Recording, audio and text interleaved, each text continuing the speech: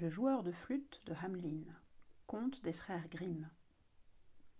La vie était facile pour les habitants de Hamelin en Allemagne. Les pauvres n'étaient pas trop pauvres et les riches avaient beaucoup plus que nécessaire. Au lieu d'être contents, ces gens se montraient égoïstes et ne pensaient qu'à festoyer. Les parents trouvaient que les enfants leur causaient trop de soucis. C'est alors qu'un horrible événement eut lieu à Hamelin. En cette veille de Noël 1283, les habitants étaient en plein préparatif de la fête. Partout, on pouvait humer les effluves de jambon et de dinde en train de rôtir, de gâteaux et de tartes en train de cuire. Au milieu de tout ce remue-ménage, personne ne remarqua un rat qui se faufilait à travers les portes de la ville. Il fut suivi d'un autre, puis d'un autre. Au bout de 5 minutes, il y avait une centaine de rats. Au bout d'une heure, ils étaient plus d'1 millier. Et bientôt, la ville entière fut envahie. Les rats se glissaient sous les portes, grimpaient le long des gouttières et tombaient en grappes dans les cheminées. Les gens essayèrent vainement de sauver quelque nourriture, mais les rats dévoraient tout. Bientôt, il ne resta plus rien des préparatifs de la fête. Au matin de Noël, les rats étaient partout. Dans les armoires, sous les lits, dans les chaussures et jusque dans les berceaux.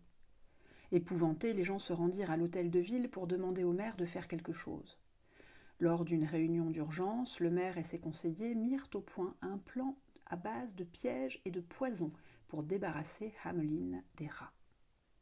Hélas, les rats se montrèrent si malins et si vigoureux qu'ils évitèrent les pièges et dévorèrent le poison comme si c'était du sucre. Le 3e jour, il n'y avait plus rien à manger. Alors les rats dévorèrent les oreillers, les livres, les chaises et les tables, et ils poursuivaient les chiens et tuaient les chats. Ils mordaient les gens dans leur lit, et personne ne pouvait plus dormir. Celui qui voulait s'habiller découvrait des rats nichés dans ses chaussures. Désespéré, le maire décida finalement d'offrir 1000 pièces d'or à la personne qui pourrait débarrasser la ville de ce fléau.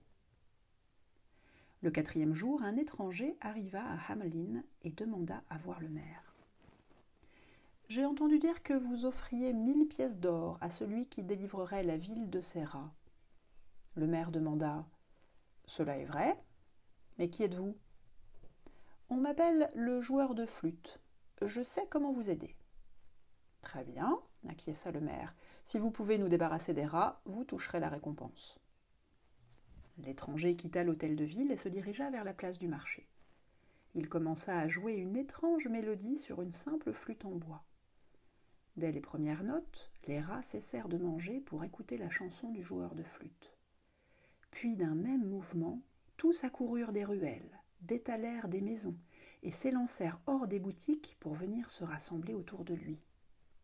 Bientôt, la place du marché fut envahie de centaines de milliers de rats, jouant toujours. L'étranger se mit à marcher à travers la ville. Les rats le suivirent et franchirent derrière lui les portes d'Hamelin. Lorsqu'il atteignit les berges de la rivière, le joueur de flûte s'immobilisa sans cesser de jouer de son instrument. Poursuivant leur galop, les rats se précipitèrent dans la rivière. Quand l'homme arrêta de jouer, tous les rats d'Hamelin, sans exception, avaient été engloutis. Les gens se mirent à chanter et danser de joie. Les cloches de la ville carillonnèrent à toute volée. Mais tout le monde avait oublié le joueur de flûte. Et lorsqu'il réapparut aux portes de la ville, le sourire du maire s'effaça.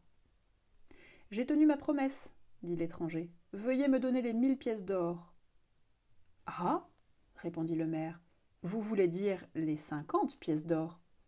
Tenez, les voici. »« Nous étions d'accord pour 1000, pas pour 50, » répartit le joueur de flûte. « Ne manquez pas à votre promesse. »« Vous croyez que nous allons vous donner 1000 pièces d'or pour avoir joué un petit air de rien du tout sur votre flûte ?